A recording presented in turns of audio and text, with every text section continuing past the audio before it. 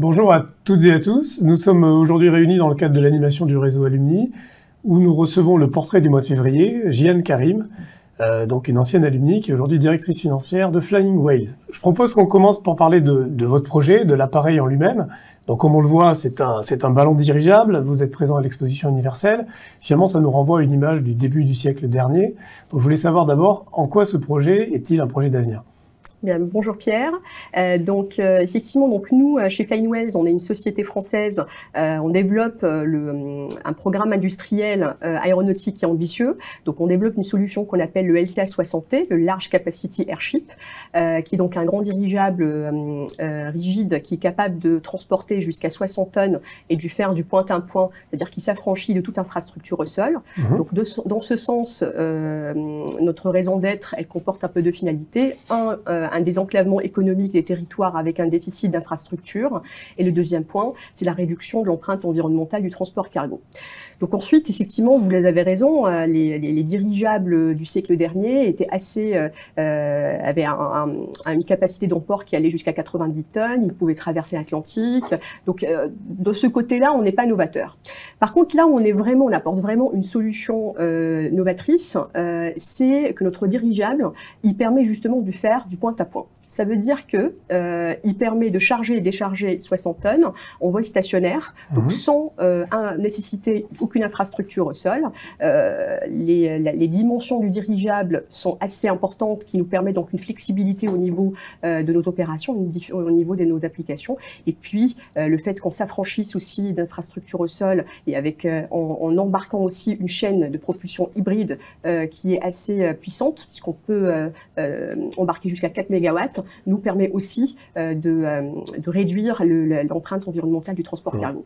D'accord, donc effectivement, on voit qu'on parle vraiment d'un géant des airs. On a parlé de 60 tonnes d'emport. Je crois que c'est un appareil qui fera près de 200 mètres de long, donc l'équivalent de 2 à 380. Donc finalement, en termes d'équivalent de poids lourd ou de capacité de transport, ça représente quoi finalement ? Donc effectivement, l'aspect dimension de ce dirigeable est un peu un de ses atouts majeurs. Hein. Donc on parle effectivement d'un dirigeable qui va avoir 200 tonnes de long. La soute va faire plus de 96 mètres, donc c'est un terrain de foot. Hein.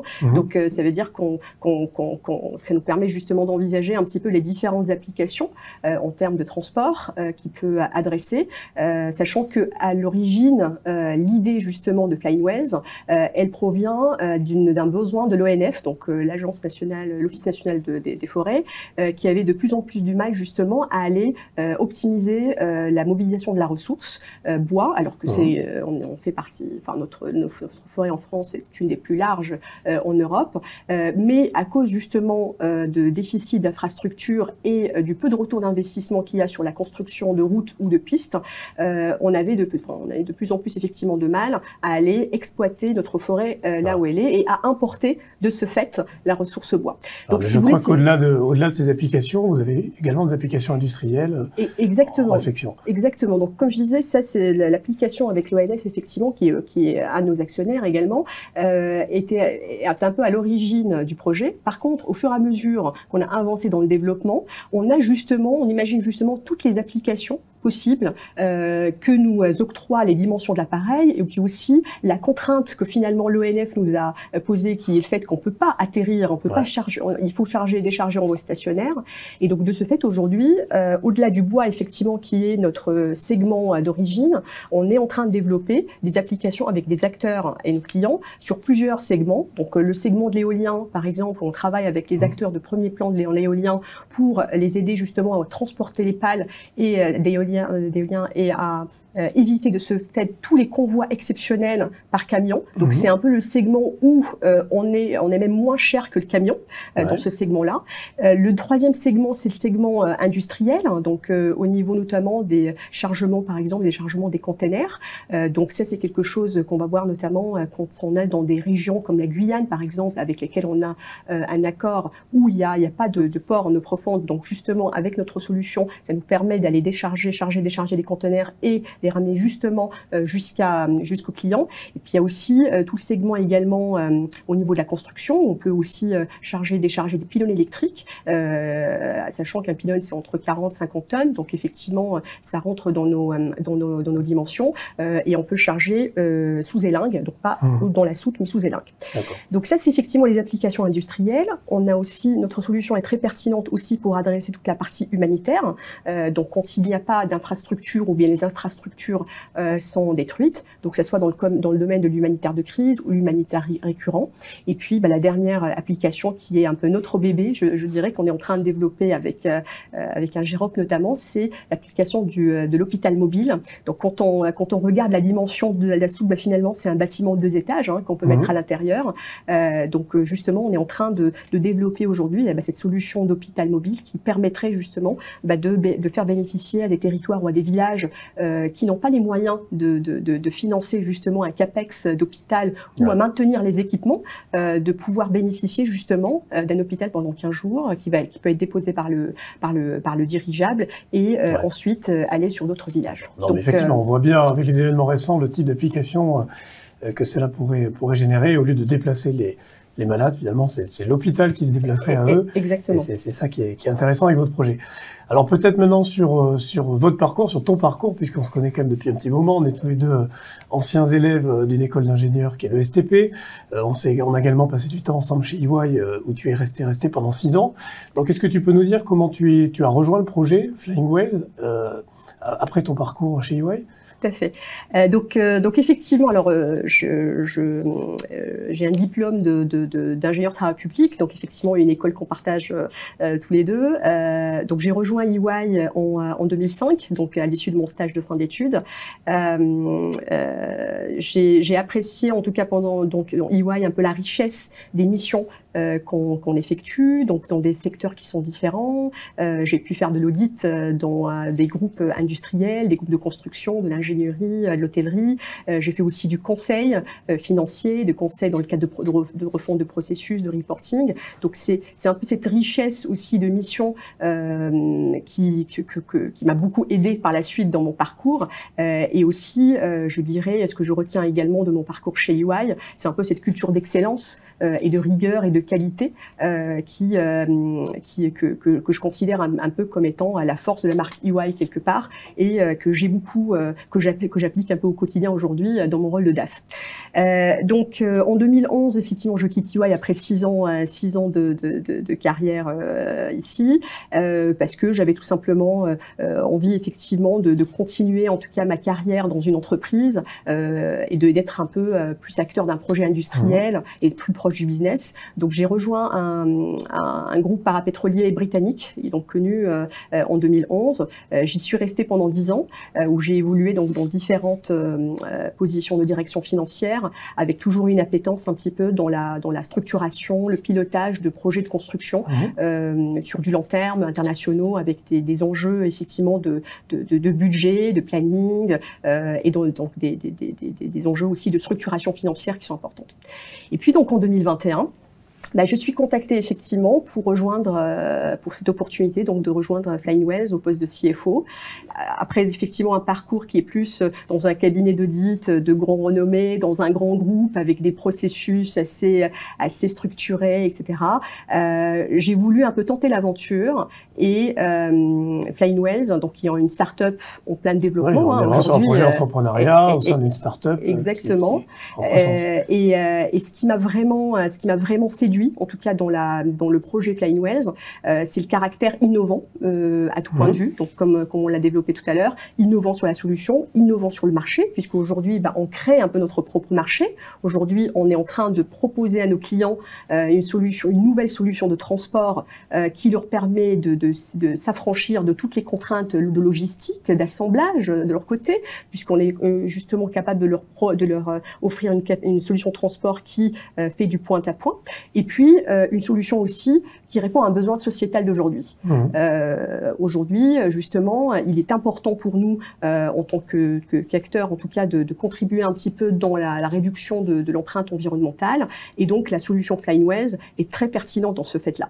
Donc, si vous voulez, voilà, c'est un peu le côté innovant du projet, le côté visionnaire, ambitieux, qui m'a un peu séduit dans le projet. Et puis, donc, j'avais envie un peu de contribuer à mon niveau au développement de ce projet, d'apporter aussi toute l'expérience que j'ai pu acquérir, que ce soit chez EY ou dans des grands groupes, dans la structuration financière de ce projet, et puis accompagner sa croissance et son développement. Donc pour les alumni qui nous écoutent, pour les étudiants aussi qui vont nous regarder, est-ce que tu pourrais expliquer justement dans ton poste de directeur financier, quelles sont les différentes composantes que tu gères et la taille de tes équipes? Oui, je dirais que le poste de directeur financier, il varie entre un poste de directeur financier dans un grand groupe ou en tout cas une société qui est structurée, avec une certaine maturité, qui génère du chiffre d'affaires, et un poste de DAF en start-up. Aujourd'hui, aujourd'hui on est en phase de développement, on ne génère pas encore de chiffre d'affaires. Par contre, on a des perspectives de croissance assez importantes. Et donc, structurer la fonction financière est un de mes, et dans ma feuille de route, je dirais.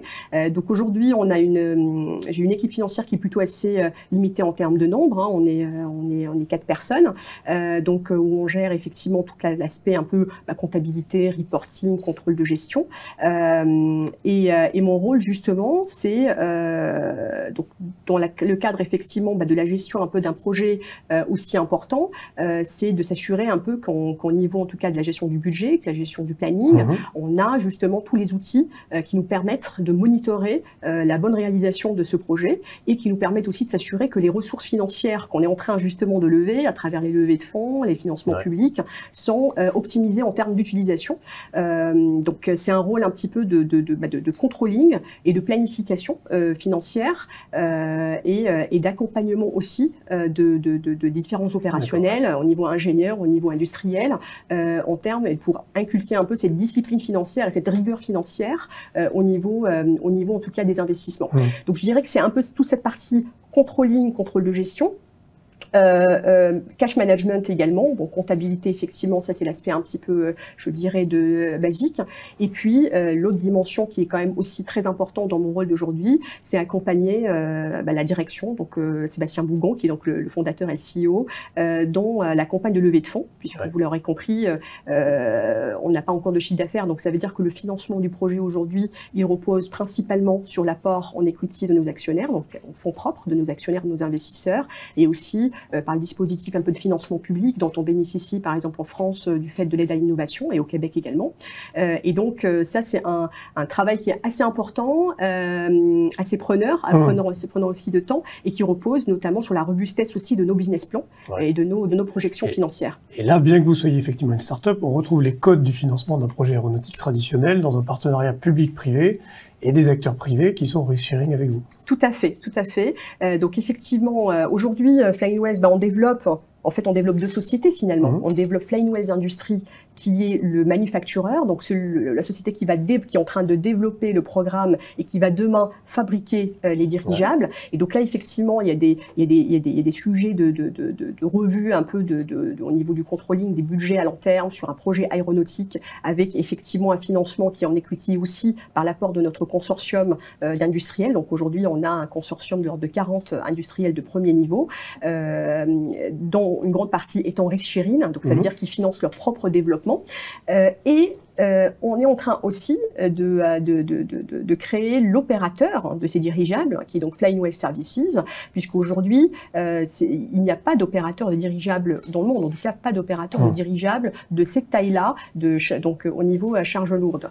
Et donc ça, il y a tous les aspects aussi, structuration de tout l'écosystème, certification, mise en place des écoles de formation, mise en place des écoles de maintenance, etc. Donc c'est deux business models différents. Donc aujourd'hui, on est en train de gérer 2 business plans sur 10 ans. Donc, ça fait partie un peu de mon rôle au quotidien et du rôle de mon équipe. D'accord. Parce qu'effectivement, en termes d'exploitation, je crois qu'on parle d'une centaine d'unités dans 15 ans. Donc, c'est effectivement une flotte assez importante sur laquelle vous essayez de vous projeter. Voilà. Exactement. Donc, d'ici 2032, parce qu'aujourd'hui, notre business plan, il est sur 10 ans, on pense commercialiser 150 machines dans le monde, qui vont être fabriqués par 3 usines qu'on va donc implémenter. La première usine dans la région Nouvelle-Aquitaine, donc vers le site de la Ruscade, sachant que la région Nouvelle-Aquitaine fait partie de l'actionnariat de Flying-Wells. La deuxième usine aura lieu donc au Québec, sachant que pareil, Investissement Québec est un de nos actionnaires. Et puis la troisième usine sera en Asie, et justement, ça fait partie aussi un peu de notre feuille de route de développer ce déploiement géographique en Asie et de trouver donc un partenaire pour adresser un peu le marché au niveau de cette zone qui nous paraît en tout cas très pertinente pour les applications du LCA 60T. D'accord. Donc maintenant, de manière peut-être un petit peu plus proche de nous, quels sont les prochains jalons? Quand est-ce qu'on va pouvoir voir les premières démonstrations, les premiers appareils en service? Tout à fait. Alors, donc les prochains jalons, donc on est aujourd'hui en tout cas sur le programme aéronautique aux 3/4, je dirais, du développement, puisqu'on a déjà atteint 3 jalons importants au niveau de développement aéronautique, jusqu'à la PDR, ce qu'on appelle la Preliminary Design Review, qu'on est en train de franchir. Et donc le prochain jalon sera franchi probablement début 2023, qui sera donc la CDR, la Critical Design Review. Ça veut dire quoi?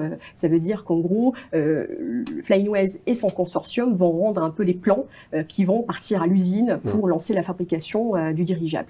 Donc la construction de l'usine va être lancée cette année, donc avec le premier dirigeable qui va normalement être construit d'ici fin 2023, début 2024. Et puis donc le premier vol qu'on positionne plutôt vers fin 2024.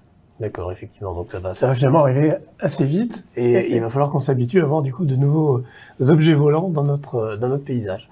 Voilà. Je crois qu'en termes d'emploi également, c'est assez important le développement que vous envisagez. Donc aujourd'hui, vous êtes une centaine de personnes et quels sont les objectifs à court terme? Donc aujourd'hui, effectivement, Flying-Wells, on est 150 collaborateurs. On a notre siège qui est à Suresnes et on a donc un bureau à Bordeaux, plus effectivement le site d'assemblage qui va donc avoir lieu aussi dans la région de Bordeaux.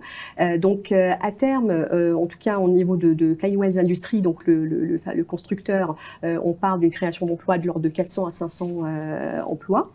En France, et puis ensuite au niveau opération, là on parle de milliers d'emplois, puisque du coup là on va vraiment avoir le déploiement un peu worldwide, donc effectivement à terme, donc d'ici 2032, entre l'opérateur et le constructeur, on est sur du 5000 à 6000 emplois dans le monde. D'accord. Bon, bah écoute, merci Giane pour tous ces éléments extrêmement passionnants. Je pense que pour les gens qui veulent en savoir plus, je sais qu'il y a des vidéos très illustratives sur votre site internet. Est-ce que tu as un dernier mot peut-être pour les collaborateurs d'EY ou les étudiants qui nous regardent sur ta carrière, quand tu regardes un petit peu en arrière, ces 15 dernières années, forte de cette formation qu'a pu te donner EY? Oui. Alors, effectivement, étonnamment, on se dit que, en tout cas pour les ingénieurs, on se dit que l'audit, c'est pas pour nous. Enfin, moi, quand j'ai fait le STP, effectivement, on était plus prédestinés à être ingénieurs de travaux. Mais finalement, quand je regarde effectivement un peu avec de la perspective, moi, je trouve que les 6 ans que j'ai passés chez EY étaient un tremplin important par rapport à ma carrière professionnelle. Vraiment une étape d'apprentissage dans un environnement immersif, je dirais. Et la création aussi d'un réseau qui est important, puisque on a un réseau au niveau des collaborateurs EY, un réseau au niveau de nos clients. Donc ça aussi, c'est quelque chose effectivement qu'aujourd'hui je retrouve. Je vois un peu la valeur ajoutée par rapport à ma carrière par la suite. Donc je trouve en tout cas que voilà,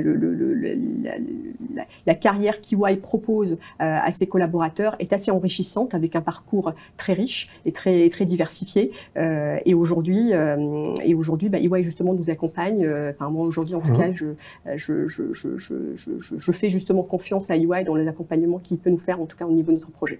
Très bien. Bon, écoute, merci beaucoup. Tout le meilleur pour la suite. Merci à toi. Avec EY et avec le réseau Alumni également. Merci.